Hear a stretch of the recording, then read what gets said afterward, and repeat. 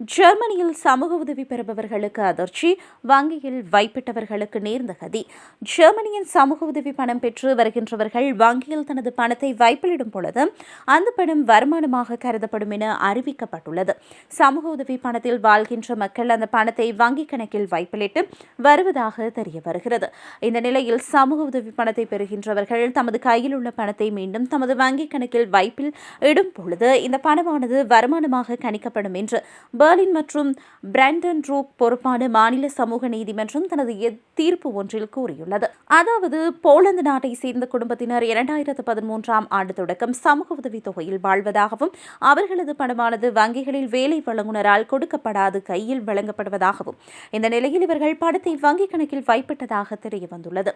இவர்கள் சமூக உதவி பணத்தில் வாழும் பொழுது மேலதிகமாக வழங்கப்பட்ட சமூக உதவி பணத்தை வங்கியில் வைப்பிட்டுள்ளனர். பின்னர் வங்கிக் கணக்கில் இருந்து பெற்று மீண்டும் வங்கிக் கணக்கில் வைத்துள்ளதாக தெரிய வந்துள்ளது. இதனால் சமூக உதவி திணைக்களம் இந்த பணத்தை வருமானமாக கணிப்பதாக தெரிவித்துள்ளது. மேலும் இவர்களது சமூக உதவி பணத்தொகையில் குறைப்பு ஏற்படுத்தியதால் குடும்பத்தினர் வழக்கு தொடர்ந்த நிலையில் தற்பொழுது சமூக உதவி திணைக்களத்தின் முடிவு சரி என்று நீதிமன்றமானது தீர்ப்பு வழங்கியுள்ளது.